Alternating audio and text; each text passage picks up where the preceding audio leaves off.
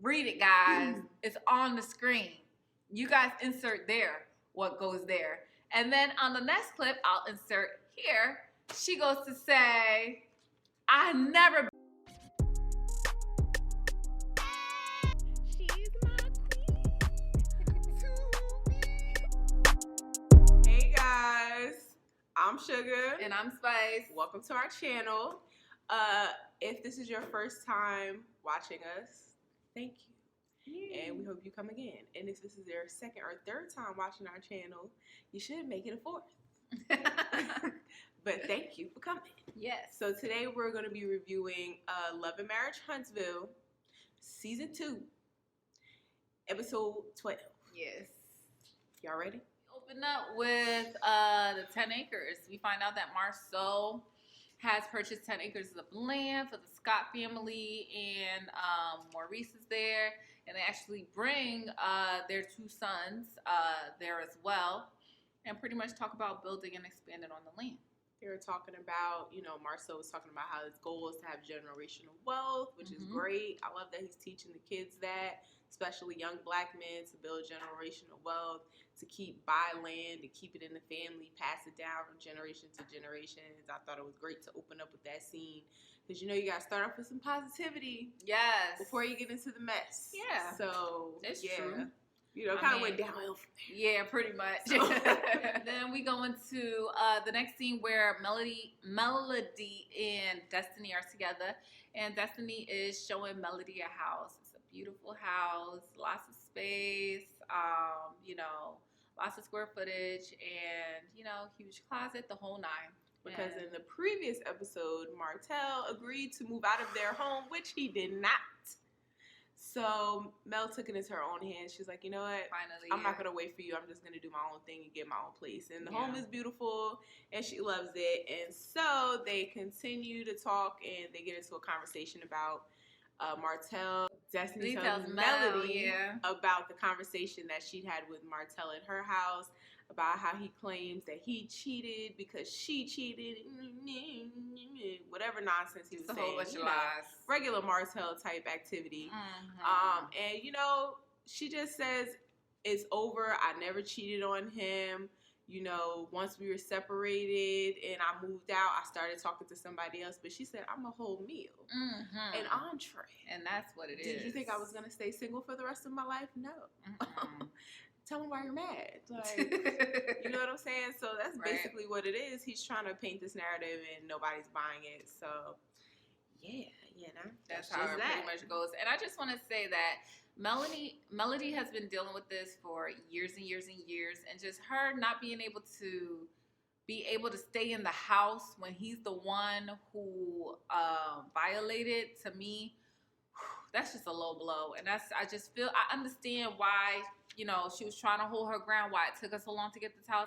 It's really because she felt like she had been the one to have to move out. So, next scene, Tisha goes to Kimmy's house, and she goes to talk about the acres that they want to build on Scott Manor. Apparently, they want to have their houses right next to each other or right up the street from each other. Just have this whole family community, and Kimmy's not here for it. And I'm not mad at her. Me neither. I really feel like Tisha she doesn't have Melody as her best anymore, so she's auditioning for replacements. Right. And Kimmy's the closest thing, so she's like, well, you're my best friend now. We're sisters now. I don't understand why you don't want to, we're going to skip off into the sunset together. Right. And another reason why she wants to bring Kimmy so close is because she wants to pull Kimmy away from Mel, because she's extremely jealous of Mel, and she doesn't want Kimmy to have a relationship with Melody, because at the end of the day, like, Tisha is bothered. She's bothered by all the fabulousness that is Mel, and she just can't handle it. And Kimmy is not even picking a side. She's actually really staying neutral. And she just can't even handle that. She really needs her to pick a side. She's telling her in this conversation that, I don't feel like you have my back. I don't feel like you're Team Kimmy. Team Tisha. I'm sorry. I don't feel like you're Team Tisha. And, it's a load of crap. Honestly, it really is. She starts getting, I just feel like, and she starts to, do the little cry and everything, and it's like, that has nothing to do with nothing. It's not that you feel like she doesn't have your back. You're just mad that she's still friends with Mel. Exactly. And that you're not. If you want to be Mel's friend again, girl, just go talk to Mel. But her pride won't let her. Her pride and ego won't let her. So she has to find some roundabout way to make this Kimmy's fault for why, you know. keep attacking Kimmy. The real energy that you have for Kimmy, you want to bring it to Mel, but you can't. So you're trying to paint this whole, you're not there for me, you're not there for me, Kimmy you're not is there like, for me. Actually, I am there for you, and I am on your side, and I am Team Tisha, and I love you, and I never want you to think that I don't have your back. I always have your back. That's what she says to her.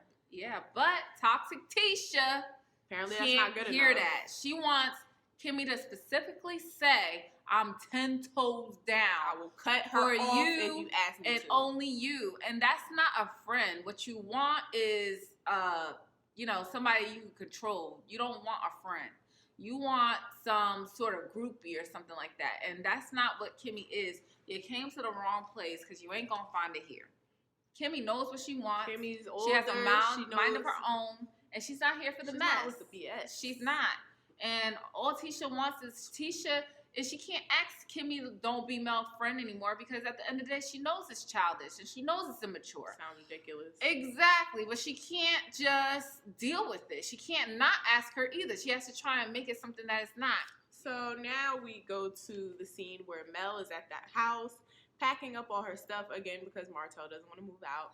And she's talking to her mom. She's telling her, that Martell threw out the freaking draw four card of full custody out of nowhere. Mel's mom was just like, wow, he's really just continues to be a disappointment to me. Us too, girl. Us too. To all of us. And nobody really saw it coming because he's so like hands-on with the kids and he just came off as a good guy. And I'm sure Mel's mom really actually loved him just like Martell's mom really actually loves Mel. But he turned into a whole... out of nowhere. Yeah. So, But then this interesting little tidbit of information Mel drops on us that her and Martell have a conversation where he says, so I would have thought some of the older women would have talked to you now and just told you that, that's how men are. This is just what we do, I thought they would have told you that, And Mel says, well, I thought some of the older men would have talked to you by now. And he goes, well, they did.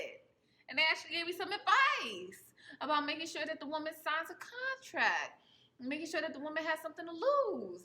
And it's just like, what is going on? So they gave you advice on how to cheat better. So you want her to be able to go to the women about how to stomach all your cheating. And you go to the men and you accept advice about how to cheat more discreetly so that other people don't find out about it. All right. So again, we have a scene where Martell is meeting up with a friend, his friend / broker, Chris. And, they're talking about how it seems his personal life is rolling over into his professional life as well. Tends to happen, consequences to your TV, actions. Hello, knock karma. Hey girl, what's up?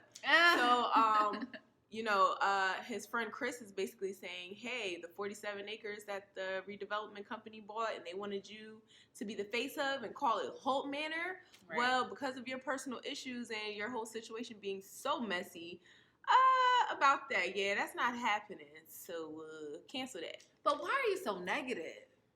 But why are you coming to me with all this negative information? Can we be more positive? Instead of Martell realizing, oh shoot, like all this tomfoolery that I'm going around town doing is really catching up with me. I just don't. My friend told me that they don't want me to be the face of it, and I just don't understand why he's coming to me with all this negativity. Where is it coming from? What are you talking about? It's not him coming to you with negativity. It's a fact that they do not want you to be the face of it because of your decisions, because of your poor decision making. That's just consequence of your actions. Everyone's not out to get you. No. They're just telling you the truth and you don't like it. He can't accept it. No, he doesn't like it. So. And then Martell tells Chris also that he wants to bring Marcel onto this deal. And Chris is like, why are we doing this right now?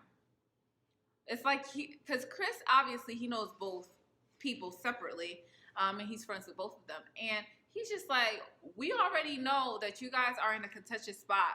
So now you want to bring him in on a deal that you have with these developers for the 47 acres. That's just going to be more opportunity for you guys to have contention in your relationship. So why are we doing that? And they're already, the landowners the development company is already skeptical about you by yourself, let alone if you guys have a clash. So you're going to bring on the person that you've been fighting on TV with for all these months into the deal? Does it make sense to the average person? No. And here go Martell. What's with all the negativity? I don't understand. What's up with everybody? Why are we so negative today? Oh my! I'm just trying to be a good guy, cause I help out everybody. And it's just like, it reminds me of Stevie J with that whole good guy act. Yeah. What? He just never knows what's going on. He is really playing it for the camera. He's really trying to have everybody believe that he's just such a good, giving guy. Every time the camera's on, he's always trying to be the good guy, pretty much. So, I mean, this is just a ploy to get the media and, social media and the viewers of the show to be on his side, because he really hates that he was portrayed on TV as such a bad guy. By himself, mind you. Also, I want to point out that it's interesting that every time, Martell pretends to be this nice guy, and his actual real friends and people that know him, he's admitted these are his friends. When they call him out on his bull, he turns on them and uses something personal to attack them back with. Yeah, he says to his friend Chris that he's going to go for full custody. So this is how it starts. He goes to say that he is going to go for full custody of the kids against Mel. And I guess he was expecting Chris to have some support for him in some sort of way. But he just goes on to say, wow, that is a selfish BS move right there. Arrogant move. Yes, arrogant BS move right there. And Martell can't handle it. And he just attacks him. And he just goes to say, Chris goes to say, Martell actually tries to come up with all these excuses of why he wants the kids. And Chris goes to say, well, did you think about that while you was cheating? And here go Martell. Well, did you think about that while you was cheating? As if that has anything to do with this conversation. Just say, no, I wasn't thinking about it while I was cheating.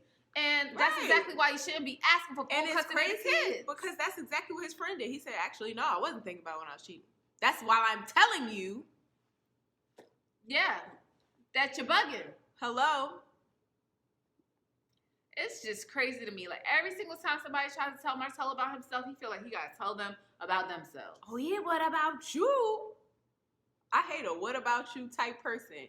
If I'm telling you my issue with you, this is not your opportunity to bring up your issues. You should have brought that up when you had time. I pulled you to the side to talk about this so we could clear this air. Let's focus on this problem. Don't start throwing out other Pokemon cards. Oof. Don't do that. Let's focus on this. He's just always trying to divert attention. You got to deflect. He just got to deflect. And then he goes to his private interview and he says that he just feels that he's the dominant parent and that's why he feels like he has to go for full custody. Mr. I Need a Nanny is the dominant. And then he says, I just feel like I'm the dominant parent. And he also says to the camera that that's why he's trying to go for full custody. But he doesn't see why that should be a reason why for them to have any kind of, why they can't be cordial in their relationship. Mind you, let me just remind you that he also said to Destiny when he went to her house, the divorce is probably going to get ugly because of things I'm asking for. Like full custody. The divorce is going to get ugly because of that. But then you go to the camera and says, yeah, I'm asking for full custody, but I don't see why we can't be cordial because of that. He don't even remember his own lies. He can't even keep up with himself. He's just trying to make it seem to the public that he's just trying to be a good dad. I'm just trying to be congenial. He just cares about the kids. Trying to do what's best for the kids out here. And it's just like, but it's really not. You know that this is going to cause problems, and you want to cause problems. That's why you're doing it. All right, so then we move to the next scene, and it's pretty much just Tisha and Marceau in this scene. And pretty much Tisha brings up how she had a conversation with Kimmy and how she just wants to feel like she's sisters with Kimmy. And, you know, she feels that Kimmy is not really completely on board with wanting to move on to the 10 acres, and she's disappointed by that. And, you know, Marceau kind of tries to give her advice and tries to say he just wants her to continue to be who she is, be authentic in who she is, and treat people how she wants to be treated. Don't change up who you are just because you feel like Kimmy is not loyal to you. Okay? It's really interesting to me when she went to Marceau and, you know, discussed the conversation that she had with Kimmy. She said that, you know, I was in tears and I was pouring my heart out to Kimmy and telling her how I didn't feel like she had my back. And, you know, Kimmy just responded and she was like, well, I don't know what you want me to say. Yeah. That's not what Kimmy said at all. Kimmy said, I don't want you to feel like I don't have your back ever. I'm 100% Team Tisha. But you just completely, and that's how you can tell. She wants to paint that narrative that that's what's happening so she can make her pick a side. Right. Because you don't want her to be neutral. Right. You want her to be just your friend. Exactly.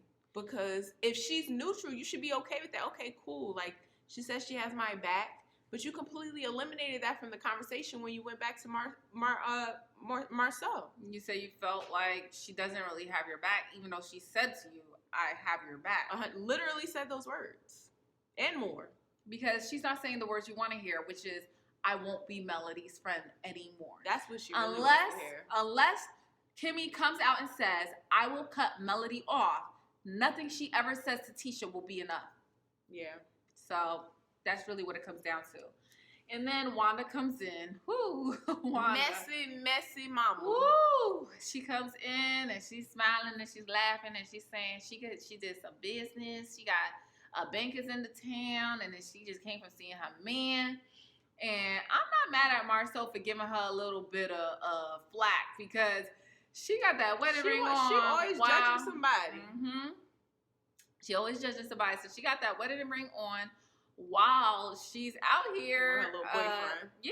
Gallivanting with her boyfriend. And Marceau gives her a hard time. So I'm here for it. Tisha kind of kicks back and relaxes and just let them have their interaction.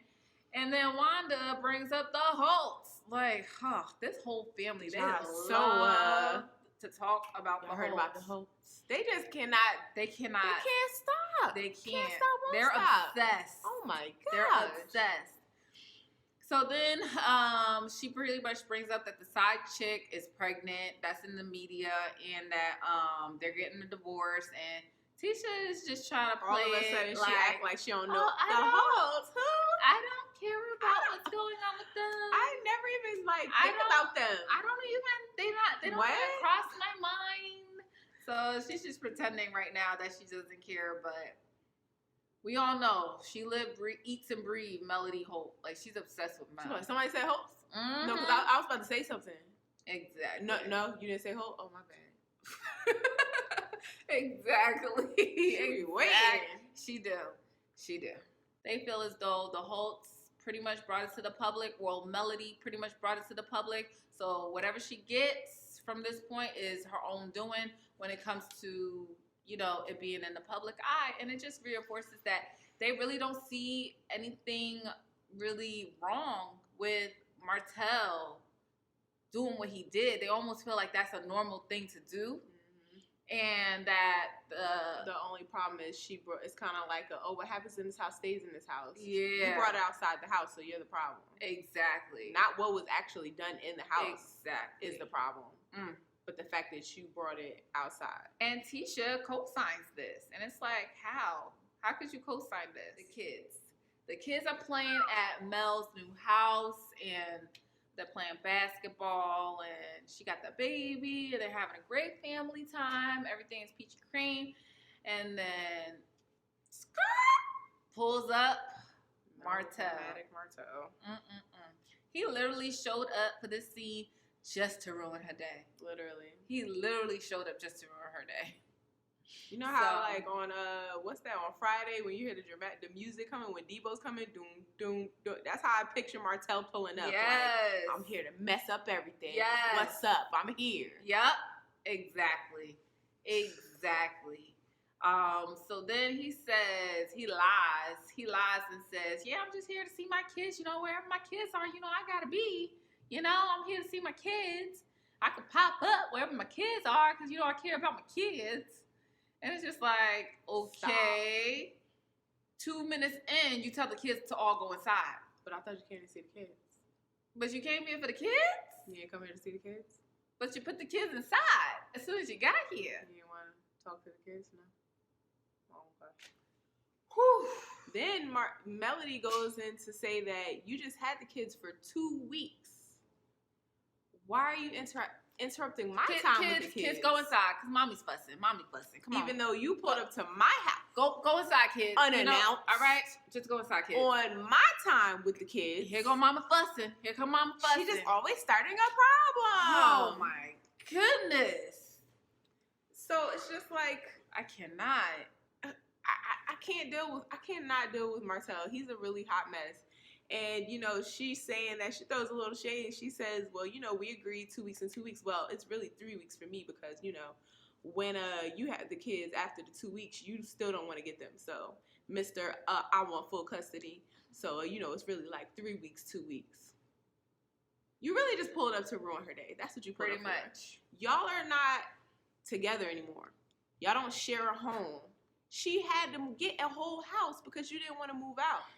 So now that you're mad because she's not underneath the roof that y'all shared and you can't just come and go as you please, you decide you just want to pop up? No, there's boundaries now. It doesn't work like that. It doesn't work like that anymore. You can't just pop up. Her house. Not yours. Her house.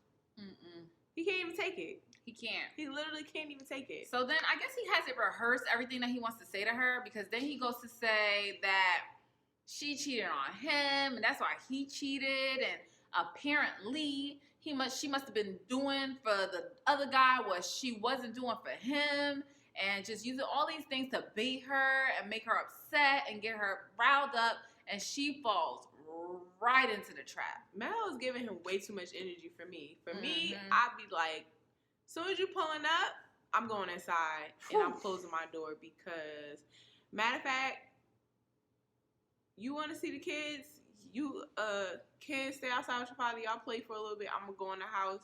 Let me know when you about to leave. Text me when you about to leave so I can come back outside with my kids. For my time with the kids after you just had them for 2 weeks. Because I'm not gonna do this. It's the conversation would have stopped before it even started. It's way easier said than done. And I feel like with Martell, he just has so many surprises. Because he just comes and he's like, oh, yeah, you know, I'm just here. I'm popping up just to see the kids. And then he just turns it all the way left. Old cheater. If he came in like, yeah, I want to talk to you, Mel. I got something to say to you. Then she could kind of be like, okay, let's stop it right here.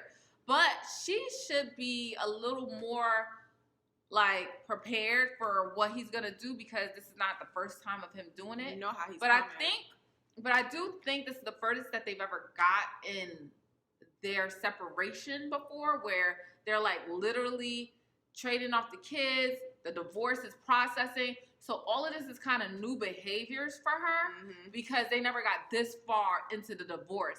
So, you know, hindsight is 20/20. I have to say that if I was thrown in that situation, I probably would have gave in too because you're attacking my character. It's on television. You're pretending it's about the kids. There's just, and then you put me out the house. I had to buy a whole nother house. Like, it's just so much that she's going through. It's really, really hard to keep it together. When you put everything in full circle, like it's you put yourself in that situation, it's tough. So props to Mel for just continuously trying to keep it together because it not is hopping, not just hopping up and just. Whew, she still ain't slapping the face yet. So to me, hey, it's a W. Yes, like she's whew, mission accomplished every day. You don't put hands on this guy because he be asking for it. He really do be asking for it. I'm gonna insert a clip here. Pretty much, as you can see on the screen, Mel, previously to what you see on the screen, Martell asks, what was it? Why did you stop taking care of your man? And Mel goes off and she says, I never effing, or I never suck bleep. Read it, guys. It's on the screen. You guys insert there what goes there. And then on the next clip, I'll insert here, she goes to say, I never been a sucker, a effing sucker. So all of this is because, I guess all of this started because Mel wasn't taking care of him in that way. You ruined your whole marriage, relationship with your kids, like all of this, all because she wasn't, quote unquote, taking care of her man in that way. And to me, it's just like the fact that she said, I've never I've never been a So y'all went through a whole dating stage and everything, and you realized she wasn't doing that particular thing that you liked, and you decided to marry her and stay with her all those years. It's just like, why'd you sign up why for something? Why, if you knew that was that deal breaker for you, yeah, to the point where you would step outside your marriage, why did you sign up for that? Because you just plan on getting someone on the side? Like, I honestly don't think he planned it. I don't think he planned it. So you just think he was just like in love and was like, I can deal with it? I think he felt like it wouldn't matter as much as it ended up mattering. I think that he probably also thought that she would eventually probably start if she asked. But I guess because I think he said in season 1 that she pretty much turned him down when he would ask her to. And to me, I could see that. I can't imagine a man just being like, I don't really feel like it's a big deal. Yeah. So I don't know. I feel like, that if that wasn't a big deal to you when you was dating, I don't know. I mean, but you have a right to change, what's important to you and express that. And apparently he said that he did express it. But that doesn't mean you could just be like, well, then, all right, so cool, I can go cheat, right? All right, bet. No, that doesn't mean that, but that does mean that she has to accept some responsibility for not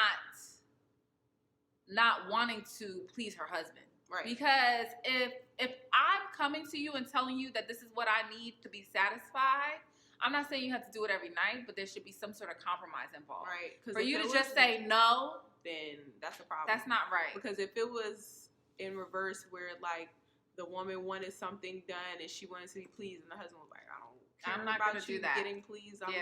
That's not my business. That wouldn't be okay either. Yeah. So it has to go both ways. But as far as that being your reasoning, like he loves to throw that out as the reasoning. But it's like I said, he just has a utility belt full of reasoning. Yeah. So it's because she wasn't doing that. Then it was because she cheated.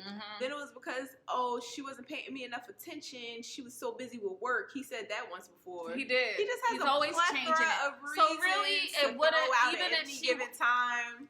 So then we got to go back to what Mama said. Even if she was doing everything and anything for you, you're gonna find a reason to make it okay in your head. To do what you want it to do. Exactly. So that's just what it is. Whew. All right. That's the end of episode 12, guys. Thank you guys so much for watching. Please continue to like, please comment, please subscribe. We enjoy talking to you guys. We enjoy doing these videos. If you like what you see, let us know in the comments. And if you disagree with us, also let us know. And we hope to see you again on the next video. Bye. Bye. Good morning. Good energy. Today we gonna spread good energy. Today we gonna share good energy. I go to work. Today gonna be a great day. Good Wake energy. up, thank God, drink water, meditate. Good First energy. 5 minutes will dictate your whole day. Good All energy. about that positivity and raising up your frequency. Good If you energy. negative, you will get removed immediately. Good Say energy. eat clean, alkaline, nourishing. Good What you energy. put in your body's important for your energy. Good If you're energy. Debbie Downer, this is probably